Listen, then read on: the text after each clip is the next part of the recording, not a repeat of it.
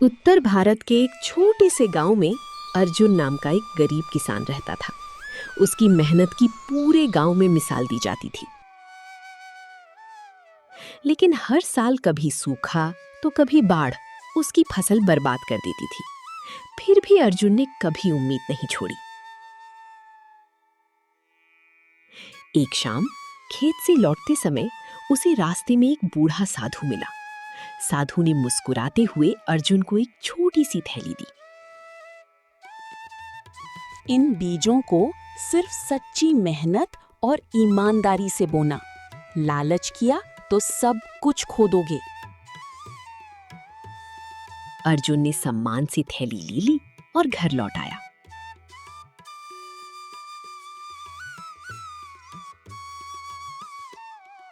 अगली सुबह उसने उन बीजों को अपने खेत के एक छोटे हिस्से में बो दिया।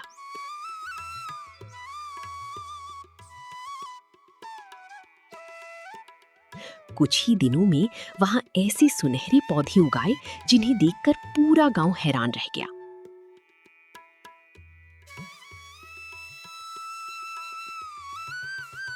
लेकिन उसी गांव का लालची जमींदार रघुवीर ये सब छिप कर देख रहा था।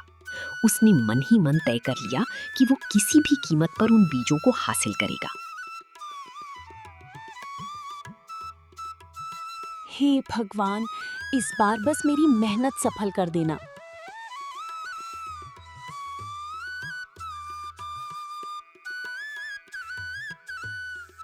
याद रखना बेटा, मेहनत का फल हमेशा मीठा होता है, लेकिन लालच का अंत बुरा होता है।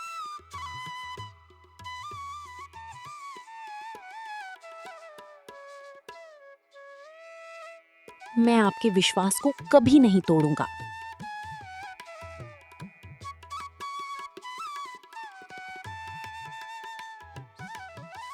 अगर ये बीज मेरे हाथ लग गए तो पूरे इलाके का सबसे अमीर आदमी मैं बन जाऊंगा।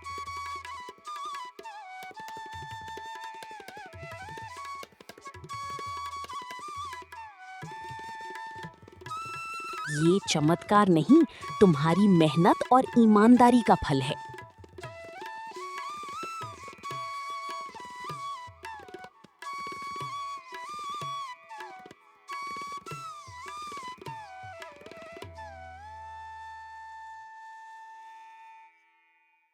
रात के अंधेरे में रघुवीर अपने आदमियों के साथ अर्जुन के खेत की ओर बढ़ने लगा। क्या वो जादुई बीज चुरा पाएगा या बीजों की अपनी कोई रहस्यमयी शक्ति है? जानिए अगले भाग में।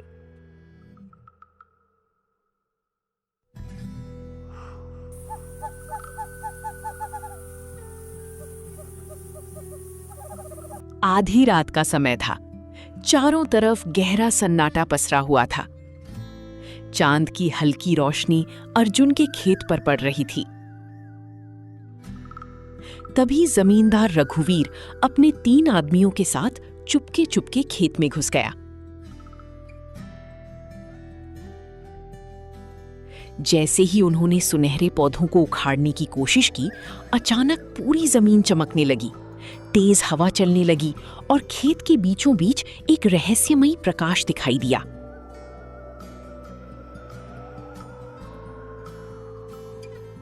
रघुवीर के आदमी डरकर पीछे हट गए, लेकिन लालच में अंधा रघुवीर आगे बढ़ता गया।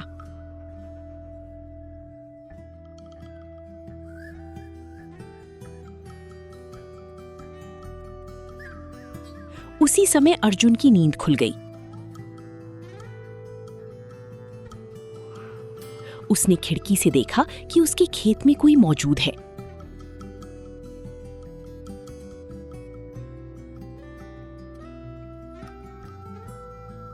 वो तुरंत लालटेन लेकर खेत की ओर दौड़ा।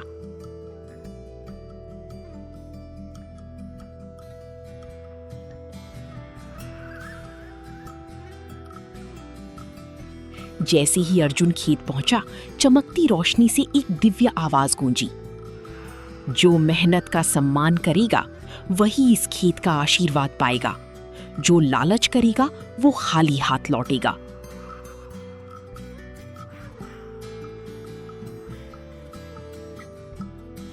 रघुवीर ने फिर भी पौधे उखाड़ने की कोशिश की, लेकिन उसके हाथ सुनहरे बीजों को छूते ही सुन्न हो गए। वो डरकर जमीन पर गिर पड़ा।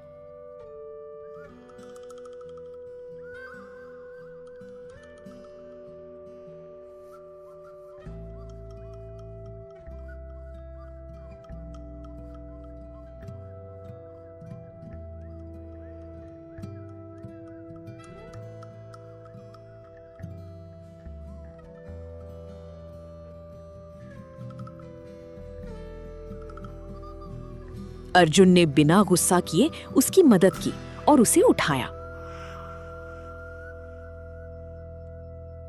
अर्जुन की ईमानदारी देखकर वो रहस्यमयी रोशनी धीरे धीरे शांत हो गई।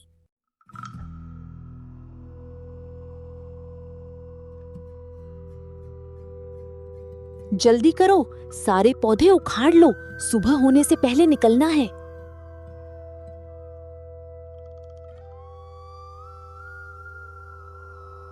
मालिक, ये रोशनी कैसी है?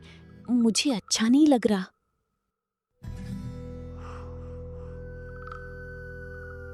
डरपोक मत बनो, ये सब धोखा है।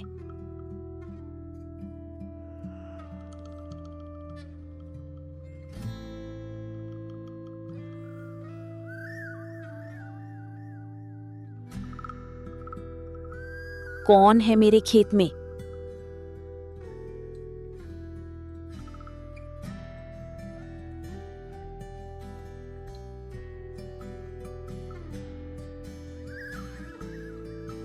ईमानदारी सबसे बड़ी ताकत है, लालच सबसे बड़ी हार।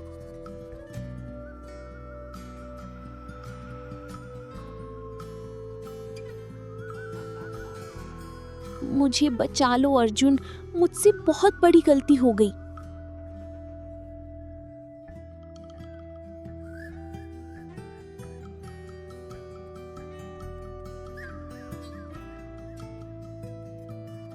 गलती मान लेना ही सुधार की पहली सीढ़ी है।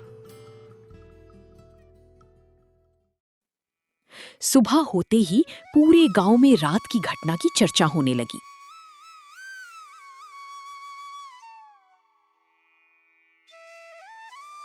तभी वही रहस्यमयी साधु फिर से गांव में दिखाई दिया।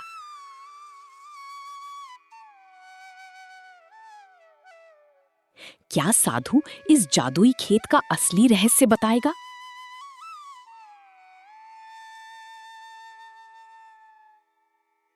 अगली सुबह पूरे गांव में रात की घटना की चर्चा थी। लोग अर्जुन के खेत के बाहर इकट्ठा हो गए। कोई इसे चमत्कार कह रहा था तो कोई देवताओं का आशीर्वाद। तभी वही रहस्यमयी साधु धीरे धीरे गांव में प्रवेश करता है।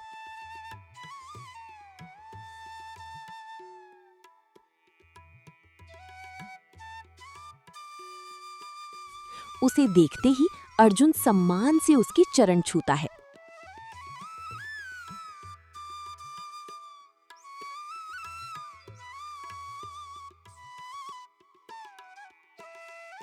साधु मुस्कुराकर अर्जुन को खेत की बीच ले जाता है।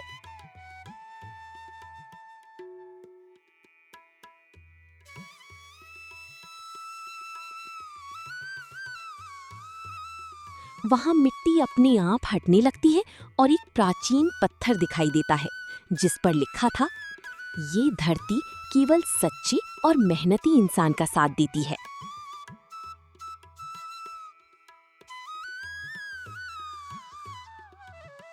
साधु ने बताया कि ये साधारण बीज नहीं, बल्कि प्रकृति के आशीर्वाद वाले बीज हैं।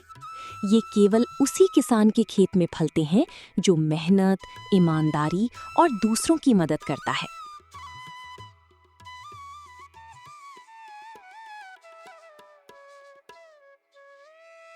इतने में गांव का मुखिया वहां पहुंचा।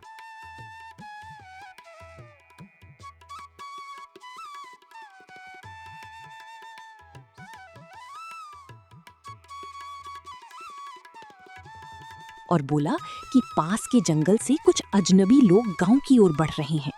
उनका इरादा इस जादुई खेत पर कब्जा करने का था।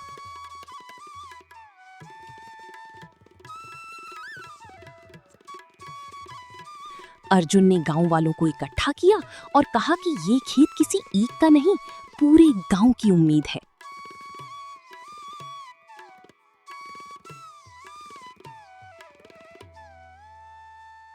सभी ने मिलकर खेत की रक्षा करने का फैसला किया।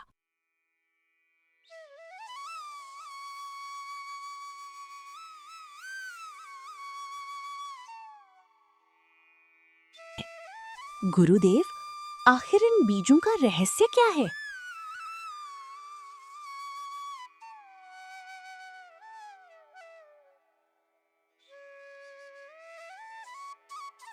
बेटा, असली जादू बीजों में नहीं, इंसान की नीयत में होता है।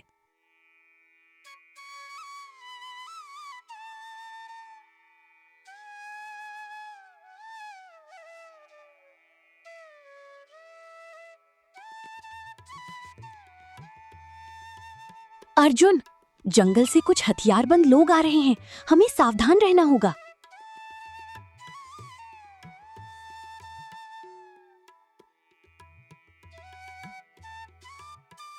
हम डरेंगे नहीं, हम अपनी मेहनत और अपने गांव की रक्षा करेंगे।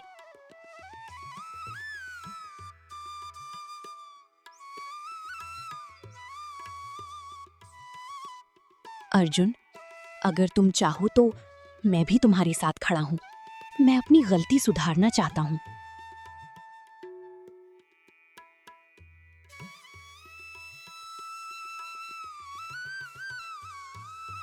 जो अपनी गलती मान ले, उसे दूसरा मौका मिलना चाहिए।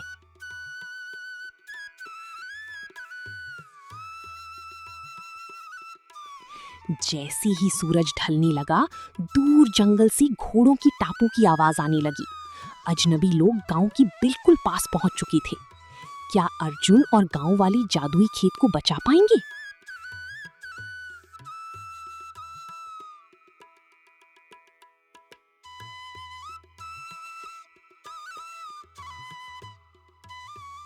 शाम ढल चुकी थी। आसमान पर काले बादल छा गए थे और तेज हवाएं चलने लगी थीं। तभी जंगल की ओर से घोड़ों की तेज टापें सुनाई दीं। कुछ ही पलों में नकाब पहने डाकुओं का एक दल गांव में घुस आया।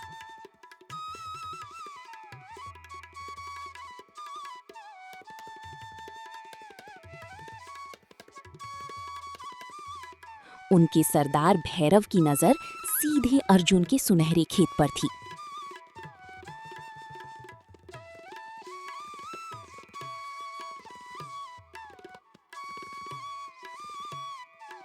भैरव गरज कर बोला, आज से ये खेत हमारा है। जो बीच में आएगा उसे बख्शा नहीं जाएगा।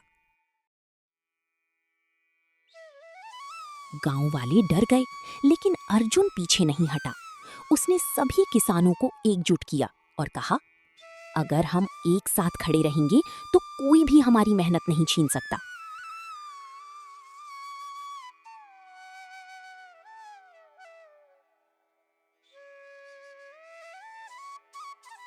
उसी समय रहस्यमयी साधु ने अपनी लाठी जमीन पर टकराई। देखते ही देखते खेत के चारों ओर सुनहरी रोशनी का एक सुरक्षा कवच बन गया।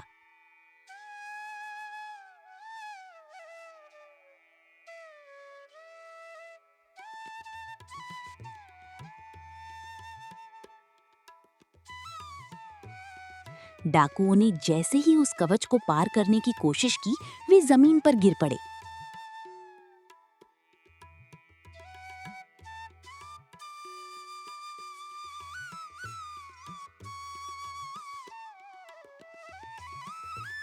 उनके घोड़े भी आगे बढ़ने से मना कर गए। भैरव गुस्से से चिल्लाया, लेकिन उसकी सारी ताकत उस दिव्य शक्ति के सामने बेकार साबित हुई।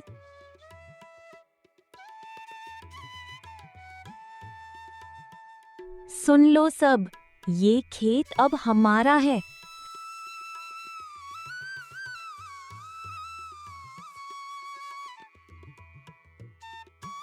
ये खेत मेहनत से सींचा गया है।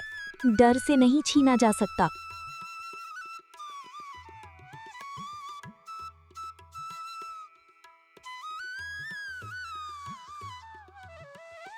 भैरव, पहले मुझे लालच था, लेकिन अब मैं अपने गांव के साथ हूं।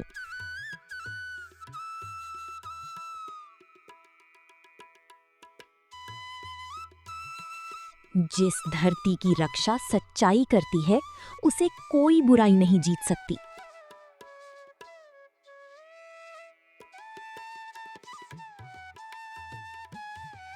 ये कैसी शक्ति है? मैं आगे क्यों नहीं बढ़ पा रहा?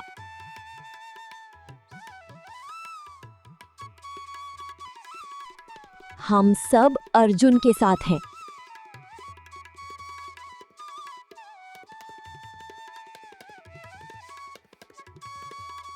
भैरव पीछे तो हट गया, लेकिन जाते जाते उसने एक भयानक चेतावनी दी। मैं अमावस्या की रात लौटूंगा और इस बार मेरे साथ ऐसी शक्ति होगी जिसे कोई नहीं रोक पाएगा।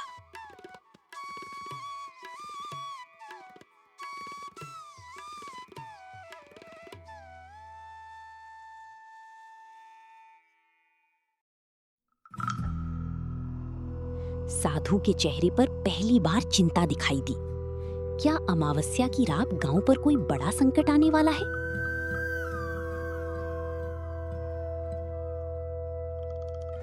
अमावस्या की रात आ चुकी थी। पूरा गांव गहरे अंधेरे में डूबा हुआ था। ना चांद दिखाई दे रहा था, ना ही तारों की रोशनी। चारों ओर केवल सन्नाटा था।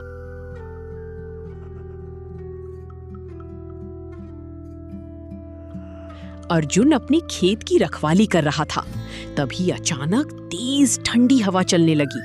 खेत के सुनहरे पौधे अपने आप झूमने लगे, जैसे वे किसी आने वाले खतरे का संकेत दे रहे हों।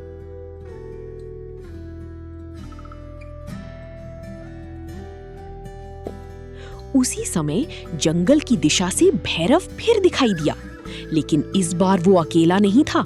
उसके साथ एक रहस्यमयी तांत्रिक कालकेतु भी था, जिसके हाथ में काला दंड और गले में अजीब माला थी।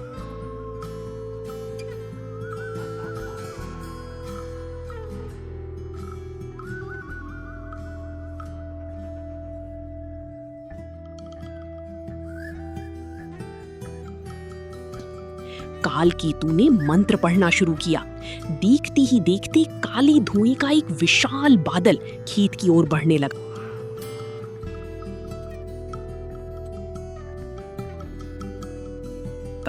सुनहरे पौधों की चमक धीरे धीरे कम होने लगी।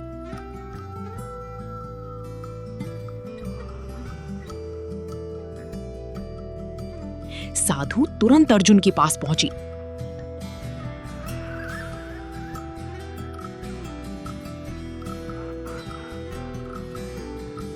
और बोली, समय आ गया है। अब तुम्हें केवल अपनी मेहनत ही नहीं, बल्कि अपनी साहस की भी परीक्षा देनी होगी। अर्जुन ने आंखें बंद करके मिट्टी को छुआ। तभी खेत से सुनहरी रोशनी की किरणें निकलने लगी। पूरे गांव के लोग अर्जुन के पीछे खड़े हो गए।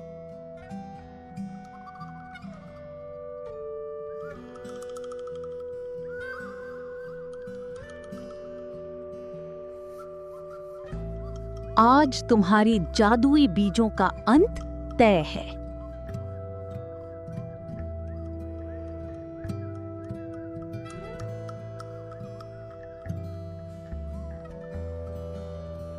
अंधकार की शक्ति के सामने कोई प्रकाश टिक नहीं सकता।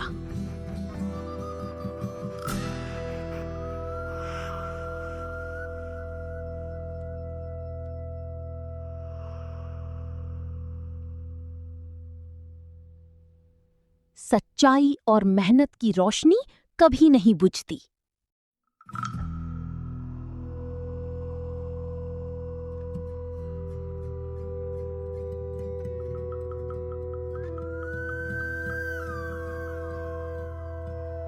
डरो मत अर्जुन, तुम्हारा विश्वास ही सबसे बड़ा अस्त्र है।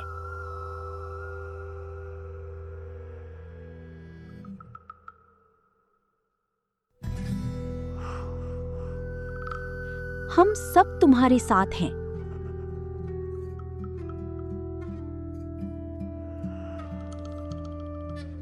ये कैसी दिव्य शक्ति है? मेरे मंत्र क्यों कमजोर पड़ रहे हैं?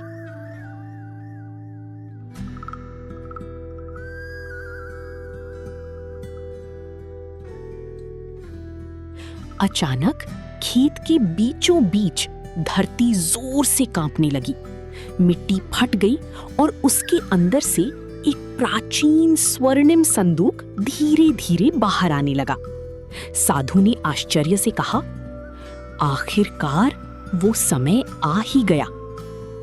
उस संदूक में क्या छिपा है? क्या वही जादुई बीजों का असली रहस्य है?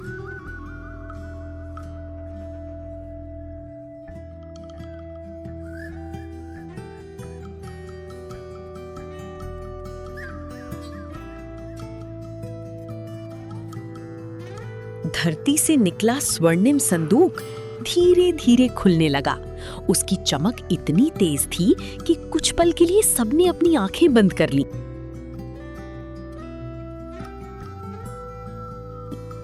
जब रोशनी कम हुई तो अर्जुन ने देखा कि संदूक में ना सोना था ना हीरे। उसके अंदर एक प्राचीन ताम्रपत्र, एक सुनहरी मुट्ठी भर बीज और एक लकड़ी की पवित्र छड़ी रखी थी।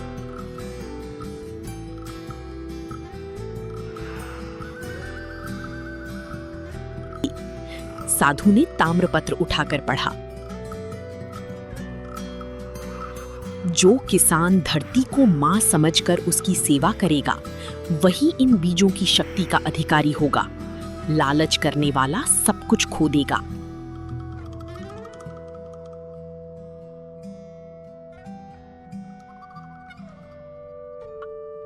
उसी समय कालकेतु ने क्रोध में अपना काला दंड उठाया और संदूक छीनने के लिए आगे बढ़ा। जैसे ही उसने संदूक को छुआ, उसके काले दंड में दरार पड़ गई और उसकी शक्ति कम होने लगी। भैरव घबरा गया। उसे समझ आ गया कि ये खजाना ताकत का नहीं बल्कि सच्चाई और मेहनत का प्रतीक है। अर्जुन ने सुनहरे बीजों को पूरे गांव के किसानों में बांटने का फैसला किया। उसने कहा, अगर खुशहाली आएगी तो पूरे गांव के लिए आएगी, सिर्फ मेरे लिए नहीं।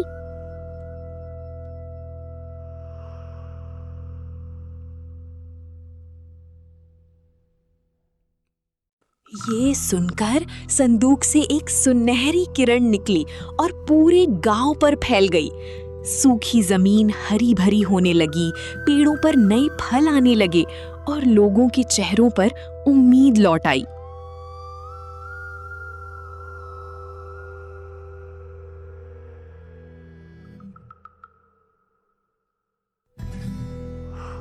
अर्जुन, यही तुम्हारी असली परीक्षा थी। दौलत बांटने से घटती नहीं, बढ़ती है।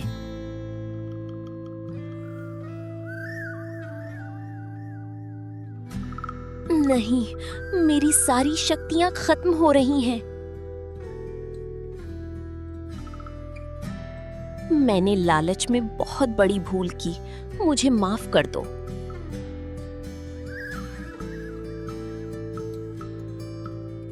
गलती से सीख लेना ही सबसे बड़ी जीत है।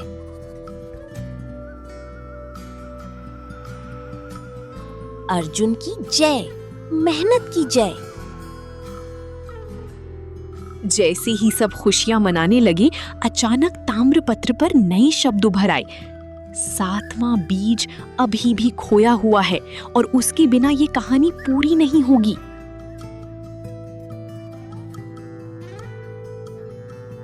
साधु गंभीर होकर बोले, अर्जुन, अब तुम्हें रहस्यमयी पहाड़ों की यात्रा करनी होगी। क्या अर्जुन 7वां बीज खोज पाएगा?